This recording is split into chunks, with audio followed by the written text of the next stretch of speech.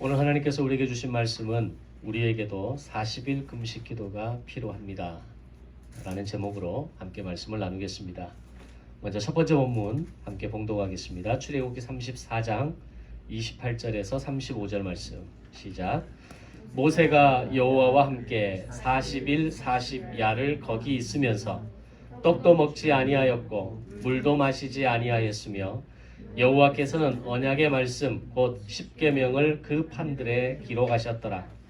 모세가 그 증거의 두 판을 모세의 손에 들고 시내산에서 내려오니 그 산에서 내려올 때에 모세는 자기가 여호와와 말하였으므로 말미암아 얼굴 피부에 광채가 나나 깨닫지 못하였더라. 아론과 온 이스라엘 자손이 모세를 볼 때에 모세의 얼굴 피부에 광채가 남을 보고 그에게 가까이 하기를 두려워하더니 모세가 그들을 부르매 아론과 회중의 모든 어른이 모세에게로 오고 모세가 그들과 말하니 그 후에야 온 이스라엘 자손이 가까이 오는지라. 모세가 여호와께서 시내산에서 자기에게 이르신 말씀을 다 그들에게 명령하고 모세가 그들에게 말하기를 마치고 수건으로 자기 얼굴을 가렸더라. 그러나 모세가 여호와 앞에 들어가서 함께 말할 때에는 나오기까지 수건을 벗고 있다가 나와서는 그 명령하신 일을 이스라엘 자손에게 전하며 이스라엘 자손이 모세의 얼굴을 광채를 보므로 모세가 여호와께 말하러 들어가기까지 다시 수건으로 자기 얼굴을 가렸더라. 아멘. 두 번째 본문 마태복음 4장 1절에서 11절 말씀 시작. 그때 예수께서 성령에게 이끌리어 마귀에게 시험을 받으러 광야로 가사 40일을 밤낮으로 금식하신 후에 줄이신지라. 시험하는 자가 예수께 나와서 이르되 내가 만일 하나님의 아들이여든 명하여 이 돌들로 떡덩이가 되게 하라. 예수께서 대답하여 이르시되 기록되었으되 사람이 떡으로만 살 것이 아니요 하나님의 입으로부터 나오는 모든 말씀으로 살 것이라 하였느니라 하시니 이에 마귀가 예수를 거룩한 성으로 데려다가 성전 꼭대기에 세우고 이르되 내가 만일 하나님의 아들이여든 뛰어내리라. 기록되었으되 그가 너를 위하여 그의 사자들을 명하시리니 그들이 손으로 너를 받들어 발이 돌에 부딪히지 않게 하리로다 하였느니라. 예수께서 이르시되 또 기록되었으되 주 너의 하나님을 시험하지 말라 하였느니라 하시니 마귀가 또 그를 데리고 지극히 높은 산으로 가서 천하만국과 그 영광을 보여 이르되 만일 내게 엎드려 경배하면 이 모든 것을 내게 주리라. 이에 예수께서 말씀하시되 사탄아 물러가라. 기록되었으되 주 너의 하나님께 경배하고 다만 그를 섬기라 하였느니라. 이에 마귀는 예수를 떠나고 천사들이 나와서 수종드니라. 아멘. 세 번째 본문 신명기 8장 1절에서 3절 말씀 보도록 하겠습니다. 봉독하겠습니다. 시작. 내가 오늘 명하는 모든 명령을 너희는 지켜 행하라. 그리하면 너희가 살고 번성하고 여호와께서 너희의 조상들에게 맹세하신 땅에 들어가서 그것을 차지하리라. 내 하나님 여호와께서 이 40년 동안에 내게 광야길을 걷게 하신 것을 기억하라. 이는 너를 낮추시며 너를 시험하사 내 마음이 어떠한지 그 명령을 지키는지 지키지 않는지 알려 하심이라. 너를 낮추시며 너를 줄이게 하시며 또 너도 알지 못하며 내 조상들도 알지 못하던 만나를 내게 먹이신 것은 사람이 떡으로만 사는 것이 아니요 여호와의 입에서 나오는 모든 말씀으로 사는 줄을 내가 알게 하려 하심이니라. 아멘. 1970년부터 80년대, 7, 80년대 이후 한국교회에 강하게 불었던 영적인 분위기는 바로 부흥회라고 하는 그런 어떤 뜨거운 열기가 한국교회에 밀어붙일 때가 있었습니다. 그 당시에는 전국의 유명한 기도원과 그리고 유명한 부흥사들이 있는 곳으로 성도들은 모여들었습니다. 한국교회는 최소한 매년 한 번, 두 번의 부흥회를 계획하고 또 능력이 있는 그런 유명하게 알려진 강사들을 모시기 위해서 몇 년의 스케줄을 점검하면서 부흥회를 열었습니다. 아마 지금의 40대 중후반 이후 50대 이상의 세대들은 바로 그런 어떤 시대 가운데 부흥의 뜨거운 은혜와 감격을 직접 경험했거나 또는 그런 부모님과 어른들의 모습을 바라보면서 교회 생활을 했던 기억을 가지고 있습니다.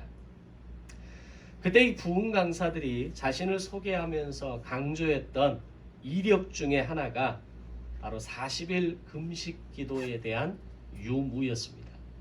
그리고 자신이 몇 번의 40일 금식 기도를 했는가라고 하는 것이 굉장히 중요한 강사의 이력 중에 하나였던 시대가 있었습니다.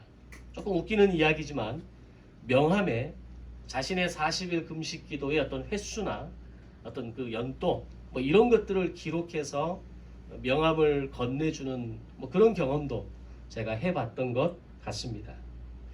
적어도 부흥 강사를 다닐 정도면 40일 금식 기도는 필수적인 과정이고 최소한 1년에 한 번 이상은 금식 기도를 해야만 은사적인 면이나 영적인 면에서 능력이 탁월한 강사라고 인정을 해주는 그런 분위기가 있었기 때문입니다. 그런 흐름과는 결이 좀 다르게 부흥 강사나 목회자가 아닐지라도 자신의 인생에서 어떤 중대한 결정을 위해서 또는 영적인 자기관리를 위해서 3일, 7일, 40일 이런 어떤 금식 기도를 결단하는 그런 어떤 건강한 목회자나 성도들도 있었습니다.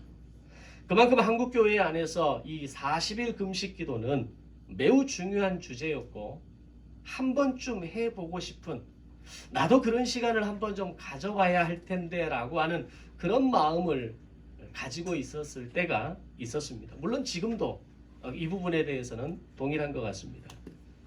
그런데 그런 기대와 사모함에 반해서 사실 이 40일 금식 기도라는 것이 굉장히 위험합니다. 그리고 어렵고 힘든 시간이라는 것을 우리는 알아야 합니다. 작년 하반기에 제가 스승님으로 모시는 박승호 목사님이 40일 금식 기도의 시간을 가지셨습니다. 원래 몸이 워낙 약하고 병을 가지고 있는 상태였기 때문에 주변에 많은 분들이 좀 말렸죠. 그러나 본인에게 주신 하나님의 감동이 있으셨기 때문에 그 40일 금식을 마치셨는데 그 기간 가운데 정말 어떤 죽음의 위기를 아주 급박한 어떤 위기의 상황도 만나시기도 했고 그리고 어떻게 그 40일 금식 기도를 마치기는 가운데에서 하나님께서 매우 특별한 경험과 깨달음을 나에게 주셨다. 그리고 그 간증을 저희들에게 나누어 주시면서 그 하나님이 주셨던 은혜를 함께 공유하는 시간들도 가졌습니다. 그만큼 오늘 이 40일 금식 기도의 이 시간을 결단한다는 것은 신앙인들에게 있어서 굉장히 중요한 도전이면서 동시에 로망이면서 그러나 동시에 아주 위험할 수 있는 그래서 모든 어떤 준비와 또 어떤 과정과 그 모든 절차에 필요한 매뉴얼을 가지고 있어야만 시작할 수 있다는 겁니다. 그렇다면 그렇게 중요하게 여겨지는 이 40일 금식 기도의 시작이 언제 어디에서 누구로부터 시작된 것인가에 대해서 우리가 한번 생각해 볼 필요가 있습니다. 그리고 그것이 모든 그리스도인에게 있어서 반드시 믿음의 생활을 하면서 살아내야 하는 해봐야 하는 믿음의 단계는 아닐지라도 오늘 21세기를 살아가는 우리에게 40일 금식 기도는 어떤 의미가 있느냐라고 하는 겁니다. 그리고 실제로 40일 금식 기도를 시작하려고 하는 사람에게나 또는 전혀 생각해 보지 않은 사람이라 할지라도 목숨을 걸고 시작해야 할 만큼의 이 결코 쉽지 않은 40일 금식 기도의 시간이 어떻게 우리의 삶에 우리의 신앙 가운데 연결되어져야 하는가에 대해서 정리해 볼 필요가 있다라는 겁니다.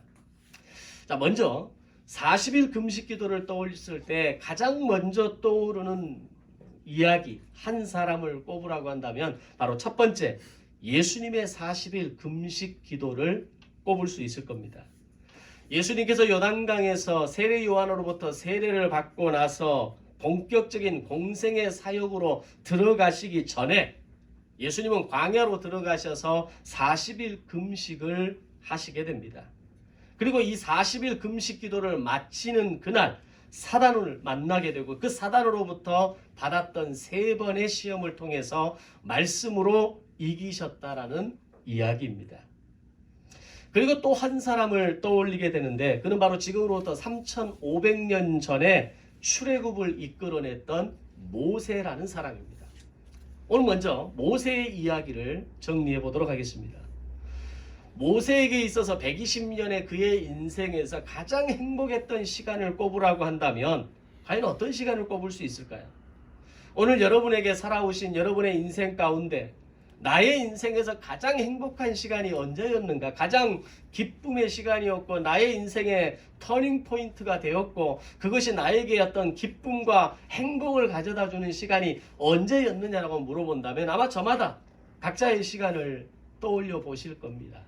마찬가지로 모세의 120년의 그 파란만장한 인생의 역사에서 당신이 가장 행복했던 시간을 꼽으라고 한다면 저는 2번의 시간을 꼽아낼 거라고 생각합니다. 그 첫 번째가 바로 시내산 꼭대기에서의 80일의 시간입니다. 그리고 출애굽 이후 40년 광야 생활을 마치고 가나안 땅을 눈앞에 두고 요단강을 건너기 전 모압 평지에서 60일의 시간이 아마 모세의 인생에서 가장 기억에 남는 가장 소중한 기억이다라고 말할 수 있다라는 겁니다. 시내산에서의 80일은 오롯이 하나님과 독대할 수 있는 특별한 시간이었기 때문입니다.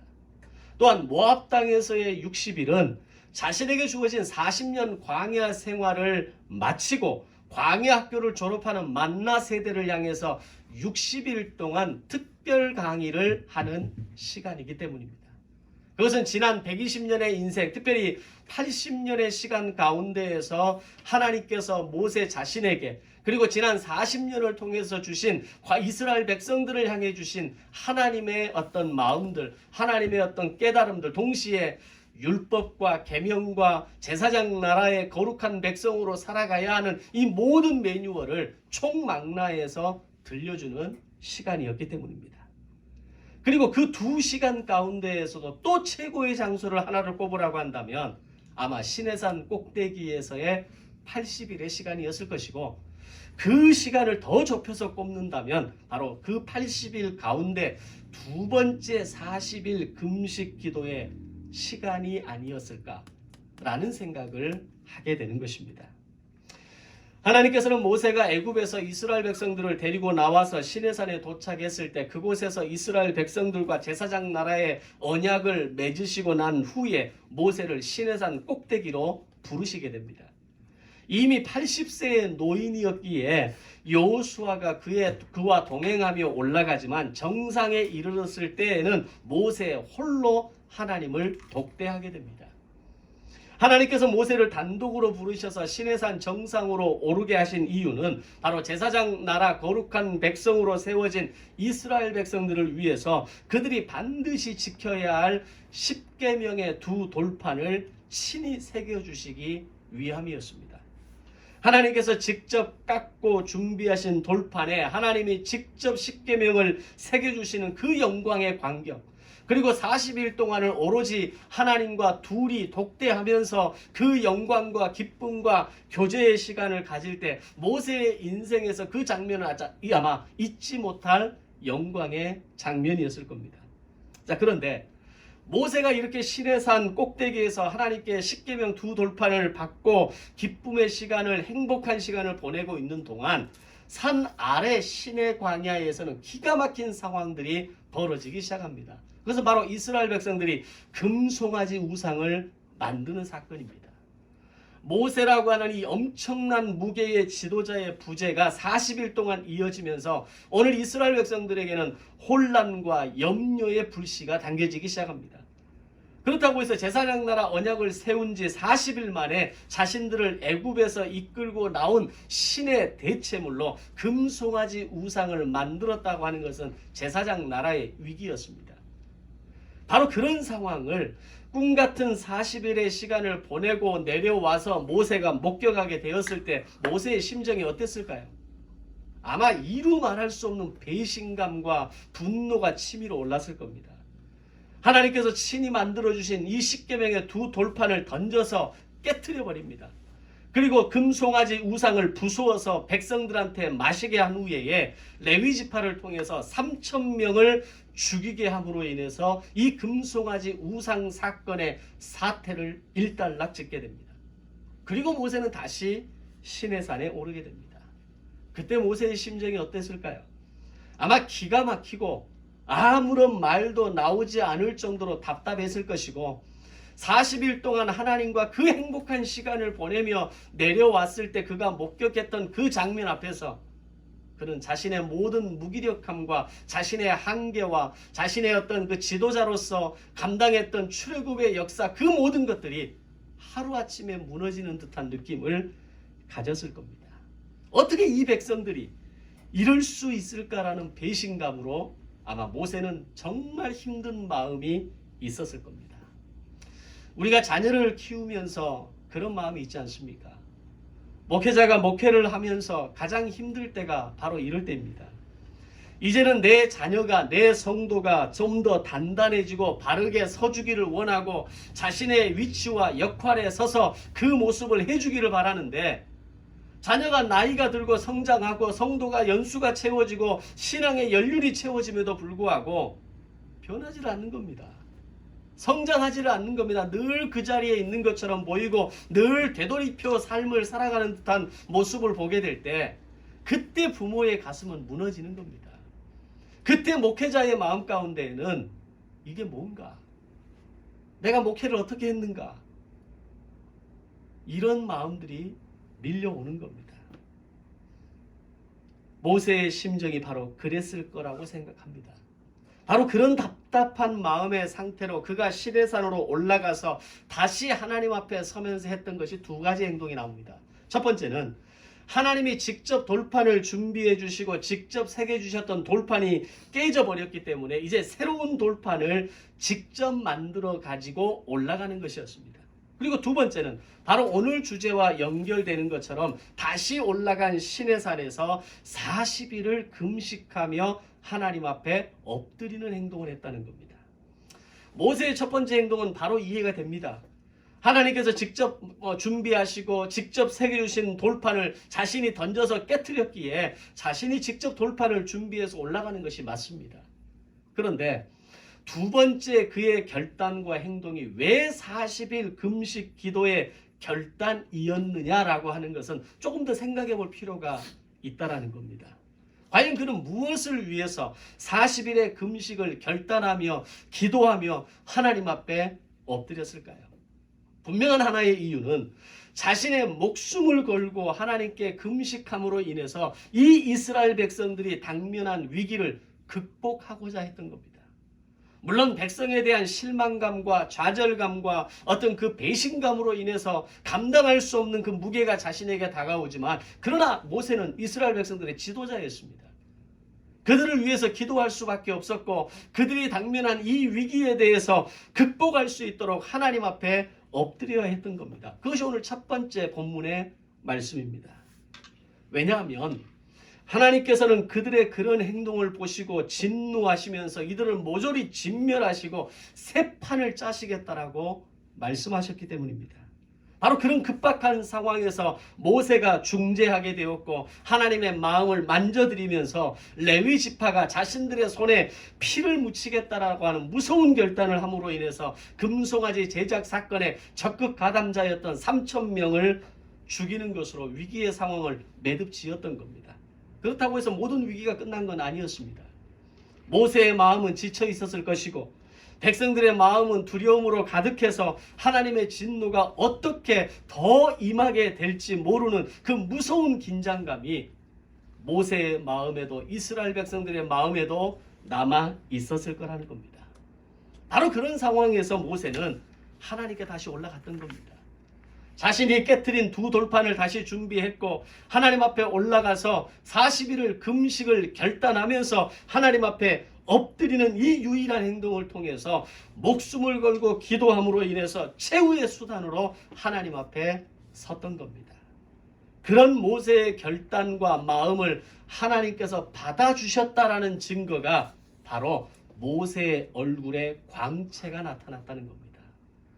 모세는 40일 동안 떡도 먹지 않고 물도 마시지 않는 그 가운데에서 40일 금식기도를 마치고 시내산에서 내려왔을 때 모세의 모습은 이전의 모습과 달랐습니다.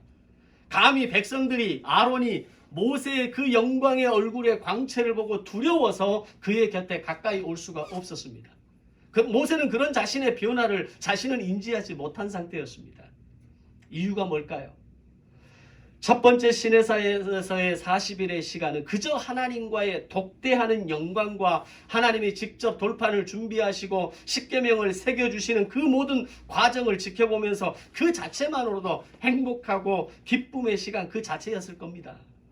그러나 두 번째 시내산에서의 40일은 제사장 나라의 거룩한 백성으로 세워졌음에도 불구하고 자신의 부재가 있은지 40일 만에 무너져 내려앉은 백성들을 바라보면서 모세는 이스라엘 민족의 위기를 가슴에 품고 올라갔던 겁니다. 그리고 지도자로서의 무력감과 인간적인 배신감으로 가득한 상태에서 그가 하나님 앞에 할 수 있었던 유일한 행동은 금식하고 엎드려 기도할 수밖에 없었던 겁니다. 비록 한때 출애굽의 위대한 역사를 이끌어낸 장본인 아닙니까? 6개월의 바로와의 협상을 통해서 완벽한 승리를 거머쥐고 60만의 이스라엘 백성들을 끌어내고 출애굽을 통하여서 약속의 땅 가나안을 향해 아주 힘차게 출발했던 그 중심에 있었던 사람이 모세 아닙니까? 얼마나 뿌듯했겠습니까? 얼마나 자신감이 넘쳤겠습니까? 그런데 하루아침에 이스라엘 백성들이 모세 한 사람이 없다는 이유로 금송아지를 만들고 우리를 애굽에서 끌어내신 인도하신 분이 바로 이 금송아지와 같은 존재라고 이야기를 했을 때 모세는 기가 막혔을 겁니다. 그러나 모세는 달랐습니다.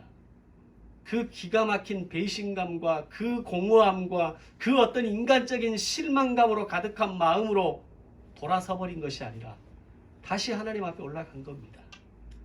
하나님 앞에 올라가서 40일의 금식을 결단하고 목숨을 걸고 기도함으로 인해서 내가 지금 할 수 있는 것이 무엇인지, 내가 할 수 있는 최선의 선택이 무엇인지를 모세는 알았던 겁니다. 그런데 그런 그의 선택과 행동이 대박이었습니다. 자신이 이런 걸 의도하고 했겠습니까?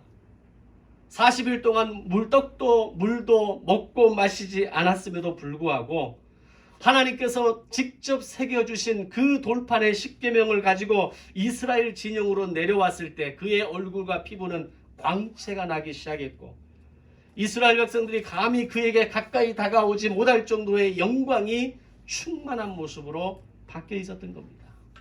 모세에게 이런 변화가 일어난 이유가 뭘까요?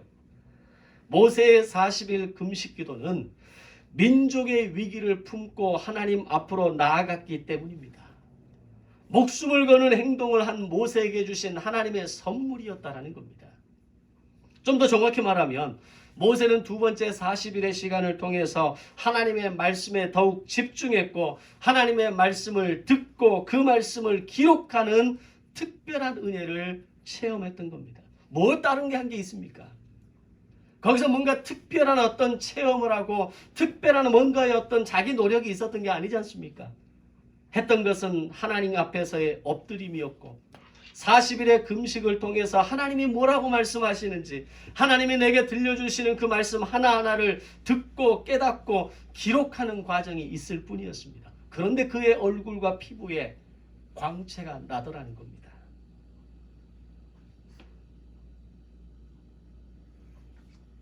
그 40일의 시간 가운데에는 간절함이 있었고 민족의 위기를 가슴에 품고 있었고 하나님의 말씀을 듣고 보는데 집중하는 시간이었기 때문입니다. 바로 그 시간을 통해서 하나님은 모세에게 위로와 깨달음과 충만함을 더해 주셨던 겁니다.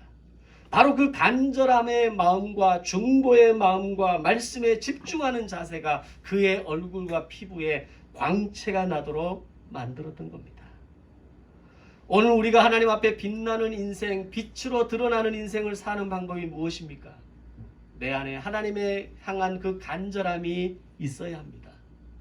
내 안에 불쌍한 영혼들을 향한, 나의 이웃들을 향한, 내가 기도해야 되는 그 사람들을 위한 그 중보의 기도가 내 안에 품어져야 합니다.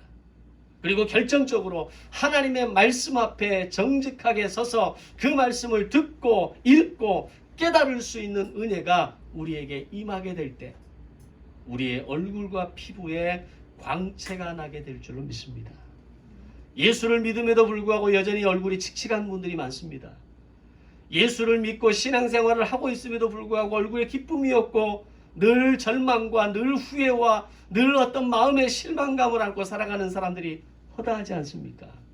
이유가 뭡니까? 모세가 시내산을 오를 때 그 간절한 마음이 없었기 때문입니다. 그가 붙들고 기도해야 될 중보의 이름이 없었고 중보의 마음이 없었기 때문입니다.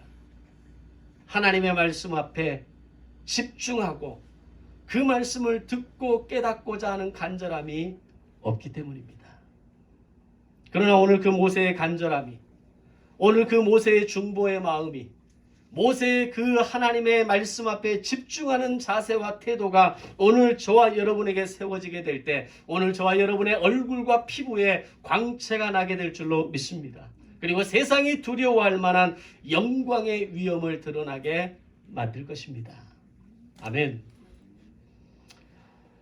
우리의 신앙 여정에서 40일 금식의 시간을 갖는 것도 매우 의미 있고 중요한 결정을 하는 데 있어서 중대한 결단이지만 우리가 매일 일상 속에서 하나님을 만나고자 하는 간절함과 사랑하는 이들을 가슴에 품는 마음과 매일 매 순간 하나님의 말씀을 읽고 듣고 깨달아가는 일에 집중할 수 있다면 그것은 바로 우리의 신앙의 40일 금식 기도가 될 것입니다. 오늘 우리에게 필요한 것이 무엇일까요? 육체적인 한계와 고통이 동반되는 40일 금식 기도도 필요하지만 반드시 필요한 자세와 워밍업은 모세의 간절함, 중보의 마음, 말씀 앞에서의 일상성의 태도와 자세인 것입니다. 모세의 40일 금식 기도는 하나님과의 만남이었고 그 만남을 통해 주시는 말씀의 영광과 위엄의 결과였습니다. 오늘 우리에게 꼭 필요한 40일 금식 기도의 시간을 모세의 이런 간절함으로 나라와 민족과 교회와 우크라이나를 향한 중보로 말씀에 대한 집중의 태도와 열심으로 살아내는 삶의 현장이 되시기를 주님의 이름으로 축복합니다.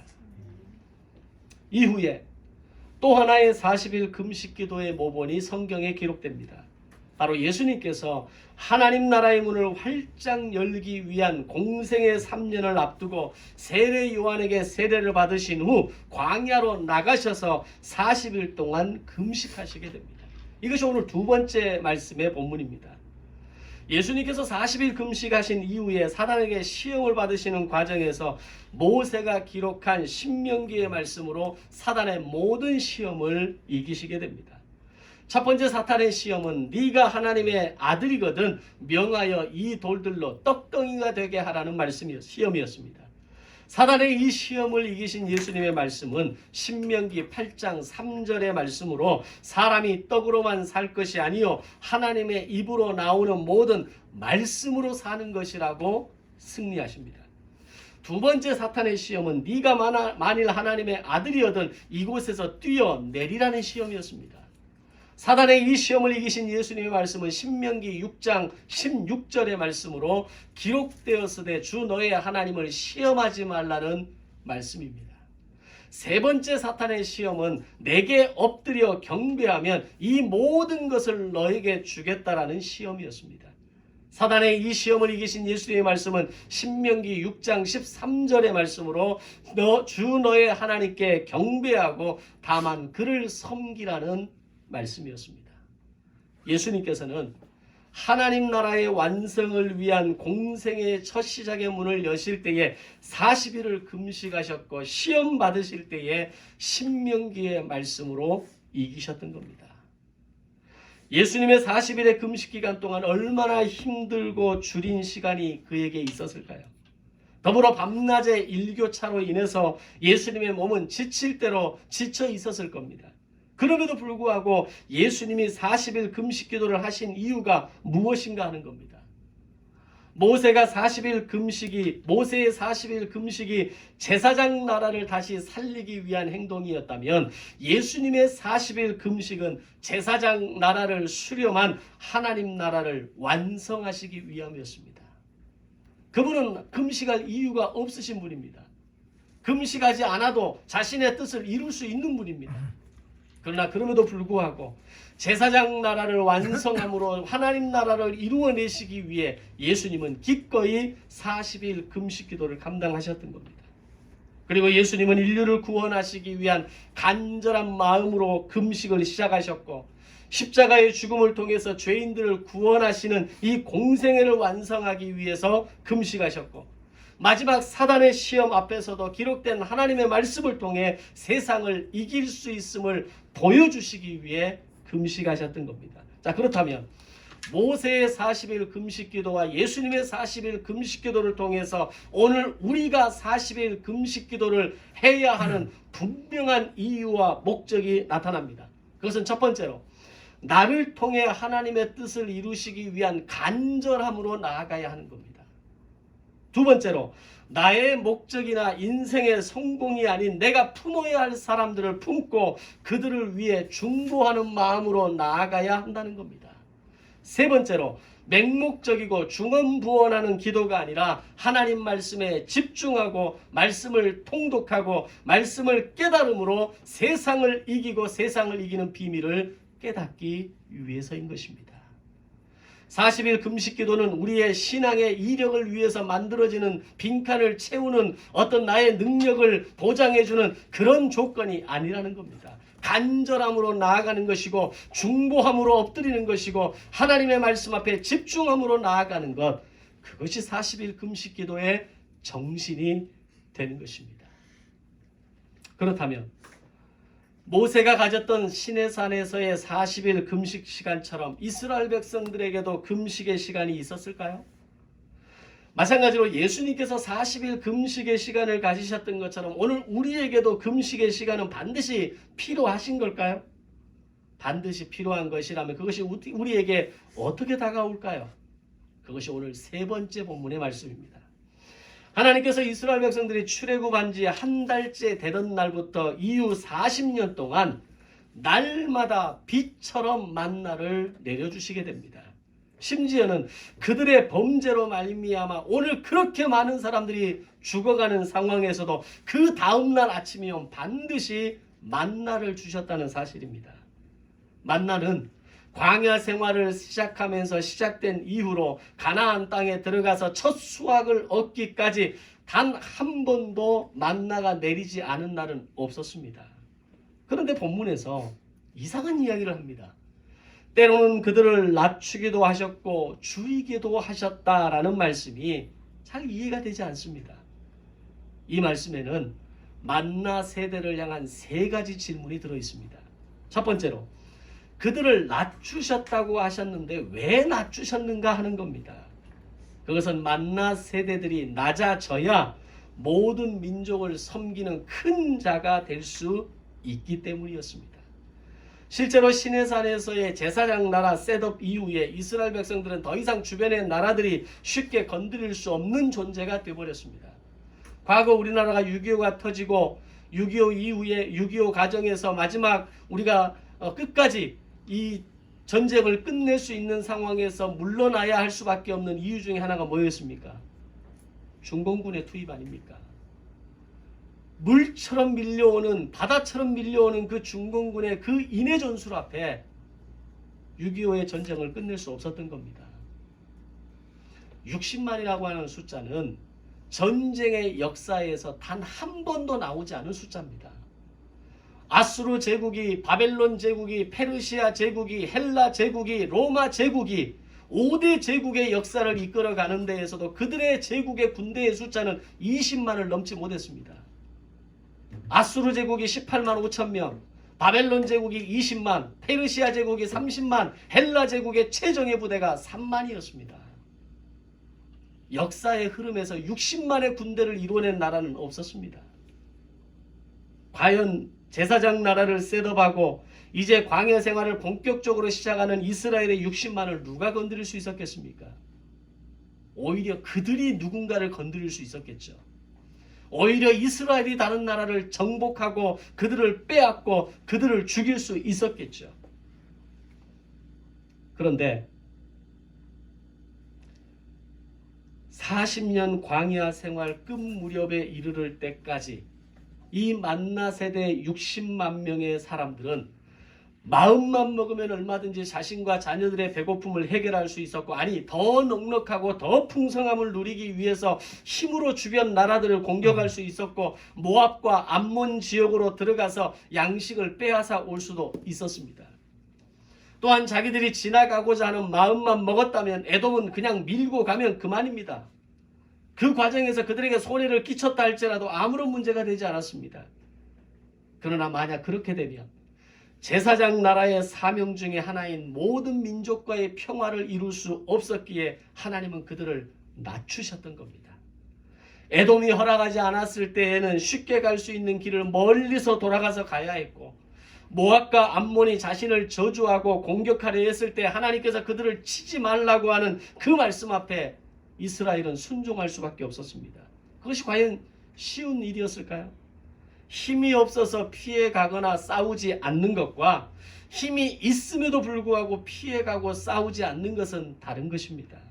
그런데 이스라엘은 이미 그들에게 충분한 힘과 군사력이 있었음에도 불구하고 하나님의 명령대로 에돔을 공격하지 않았고 모압과 암몬에 대한 복수국을 펼치지 않았던 겁니다. 왜? 하나님이 그들을 낮추셨기 때문입니다. 두 번째는 그들을 줄이게 하셨다라고 이야기합니다. 왜 줄이게 하셨을까요? 이 말은 그들이 먹을 것이 없었다는 말이 아닙니다. 앞에서 말씀드린 것처럼 만나는 단 한 번도 40년 역사 가운데 멈춘 적이 없었기에 그들이 배고파서 죽었다는 기록을 성경에서는 찾아볼 수 없습니다. 하나님은 그들에게 매일 만나를 먹게 하셨고 생수를 솟아나게 하셔서 그들의 목마름을 때때로 해결해 주셨기 때문입니다. 그럼에도 불구하고 성경은 하나님은 그들을 줄이게도 하셨다라고 말합니다. 이후 여정에서는 그들을 목마르게 하셨다라고 말합니다. 이것 또한 이스라엘이 마음 먹고 약탈하기 시작하면 만나 외에 먹을 수 있는 것은 얼마든지 있었을 겁니다.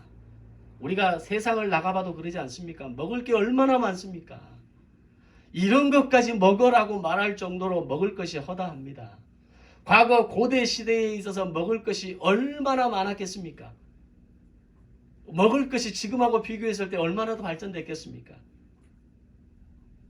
그들이 먹지 말아야 할 것들도 있었을 것이고, 취하지 말아야 할 것들이 있었을 것이고, 가지지 말아야 할 것들이 있었을 겁니다. 하나님은 이것들을 완전하게 구별하셔서 오늘 그들을 줄이게 하시고 목마르게 하심으로 인해서 다른 이들의 우물을 빼앗지 못하게 하셨고, 다른 나라 다른 지역의 사람들의 그들의 물건을 그들의 음식을 빼앗지 못하도록 하셨던 겁니다. 만약에 그것들을 빼앗는다면, 만약에 그것들을 함부로 힘으로 취하게 된다면 그들은 더 이상 제사장 나라가 아니라 제국이 되고 말기 때문입니다. 마치 지금의 러시아처럼 자신들의 군사력과 경제력이면 얼마든지 한 나라를 마음대로 공격할 수 있다라고 생각하고 있고 단 며칠 만에 끝장내줄 수 있다라고 생각하는 것이 제국의 마음입니다. 그래서 지금 세계의 모든 나라들이 러시아의 행동을 규탄하고 심지어는 군사적 동맹을 지금까지 하지 않았던, 그리고 중립국이라고 자신을 자처했던 나라들까지도 러시아에 대한 제재와 전쟁 중단 촉구와 우크라이나에 대한 전쟁에 필요한 군수 물품들을 지원하고 있는 겁니다. 그러나 이스라엘은 하나님이 그들을 줄이게 하시고 목마르게 하셨을 때 그것을 거부하거나 왜 우리만 그렇게 해야 되느냐라고 말하지 않았습니다. 오로지 하나님이 공급하시는 만나만을 먹으며 지냈고, 그들이 목마를 때는 당장 가서 빼앗는 게 더 쉬움에도 불구하고 하나님께서 반석을 쳐서 물을 내게 하시고 그 반석에서 솟아나오는 그 물을 먹고 광야 생활을 할 수 있었던 겁니다. 뺏는 게 더 쉬운 것 아닙니까? 힘이 있는데 가서 죽이고 가져오는 게 더 쉬운 것 아닙니까? 그러나 그들은 아침마다 하늘을 쳐다봐야 했고 목마를 때 하나님을 바라보면서 우리에게 생수를 달라고 간구했던 겁니다. 그것이 낮추게 하시는 것이고 그것이 줄이게 하시는 것이고 그것이 목마르게 하시는 이유였던 겁니다. 하나님은 이처럼 만나 세대들을 줄이게 하시고 목마르게 하셔서 식량과 물을 빼앗는 약탈 민족이 되는지 아니면 그럼에도 불구하고 공급자이신 하나님을 바라보고 의지하며 살아가는지를 시험하셨던 겁니다. 즉 하나님은 인생에게 절대적으로 필요한 음식보다 더 중요한 것은 제사장 나라라는 것을 낮추게 하시고 줄이게 하시고 목마르게 하심을 통해서 이스라엘에게 가르치고자 하셨던 겁니다. 비록 그들이 모세처럼 시내산 꼭대기로 올라가 40일의 금식을 직접 경험하게 하시지는 않았지만 40년의 시간을 통해서 낮추고 줄이고 목마르게 하심을 통해서 40일 금식 기도의 그 시간의 영적인 의미를 하나님은 모세에게 그리고 이스라엘 백성들에게 깨닫게 하셨던 겁니다. 그렇다면 오늘 우리의 인생의 낮음과 배고픔과 목마름이 이해가 되기 시작합니다. 나의 인생과 목회가 왜 이렇게 힘들고 막막하고 어려운지 이해가 되어야 합니다. 그것은 하나님이 나를 낮추시는 것입니다. 그 낮추심을 통해서 세상의 기준과 요구와 성공이 아닌 하나님의 기준과 말씀의 능력과 신앙의 형통함을 바라보면서 오직 하나님을 바라보며 살 수 있느냐고 우리를 시험하시는 겁니다.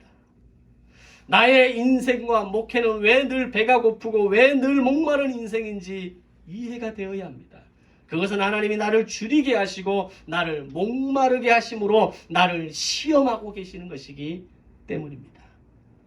예수님은 그 시험 앞에서 신명기의 말씀으로 사단을 이기시고 세상을 이기시는 예수님으로 우리에게 모범을 보여주시고 계는 겁니다.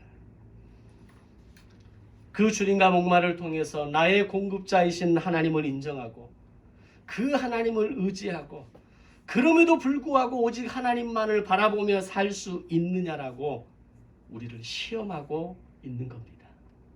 때로 많은 사람들이 그 시험 앞에서 실패하고 넘어집니다. 하나님만을 의지하고 하나님만을 바라보고 하늘을 바라보며 간구하기보다는 나의 방법과 나의 어떤 노력과 나의 어떤 열심으로 우리 인생의 넉넉함과 풍성함과 성공을 추구하고 살아가는 것이 우리 인간이기 때문입니다. 그렇게 나를 낮추심과 줄이게 하심과 목마르게 하심이 우리에게 기대가 되고 소망이 되는 것은 마태복음 5장 6절의 말씀처럼 의에 줄이고 목마른 자는 복이 있나니 그들이 배부르게 될 것이라는 말씀이 있기 때문입니다. 아멘. 인생에 낮추게 하심이 있습니까? 나를 목마르게 하시고 나를 배고프게 하시고 나를 줄이게 하시는 것을 경험하고 계십니까? 그것은 하나님이 나를 시험하고 계시는 겁니다. 그럼에도 불구하고 너는 하나님을 바라볼 수 있느냐?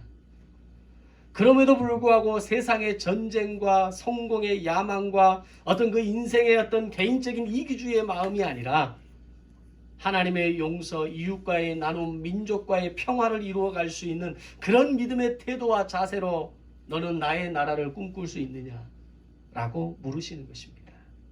사랑하는 성도 여러분, 모세가 경험했던 시내산에서의 40일 기도, 예수님이 참여하셨던 광야에서의 40일 금식 기도, 그리고 이스라엘 백성들이 경험했던 광야의 40년을 통한 낮추게 하심과 줄이게 하심과 목마르게 하심의 영적 40일 금식처럼 오늘 우리에게도 40일 금식 기도는 반드시 필요한 시간이지 않겠습니까? 나를 낮추게 하실 때 낮아집시다. 나를 줄이게 하실 때 배고픕시다. 나를 목마르게 하실 때 목마를 수 있는, 그러나 그럼에도 불구하고 하나님만을 바라볼 수 있는 그런 나의 영적 40일의 금식 기도가 이 사순절 기간을 보내고 있는 저와 여러분에게 하나님의 놀라운 은혜의 시험의 시간이 될 것이고, 그 시간을 감당하고 이기는 우리에게 너희의 배가 부르게 될 것이라고 하는 마태복음 5장의 산상수훈 8복의 말씀의 복이 오늘 우리의 인생 가운데 이루어지는 놀라운 복과 은혜가 될 줄로 믿습니다. 나를 시험하실 때 예수님의 말씀처럼 시험을 이기고 말씀으로 세상을 이기는 저와 여러분이 되시기를 주님의 이름으로 축원합니다. 기도하겠습니다. 생명의 주인이 되신 아버지 하나님, 감사합니다. 모세가 경험했던 40일 금식기도, 예수님이 참여하셨던 광야에서의 40일 금식기도, 이스라엘 백성들이 경험했던 영적 40년의 40일 금식기도, 이제는 우리의 인생에 40일 금식기도가 필요한 인생이 되게 하여 주시옵소서. 때로는 나를 낮추시고 목마르게 하시고 줄이게 하실 때 왜 나만, 왜 나에게만, 왜 내 인생만 이래야 합니까? 라고 반문하는 것이 아니라 이것이 나를 향한 시험이며, 그럼에도 불구하고 내가 하나님을 바라보고 살겠습니다. 하나님만을 의지하며 살겠습니다. 하나님이 나의 공급자요, 하나님이 나의 생명의 주관자요, 나의 인생의 주인이라고 하는 고백을 놓치지 않겠습니다. 이것이 저와 우리 모든 성도들의 고백이요, 결단이요, 헌신이 되게 하여 주옵소서. 감사드리오며 예수님의 이름으로 기도드리옵나이다. 아멘.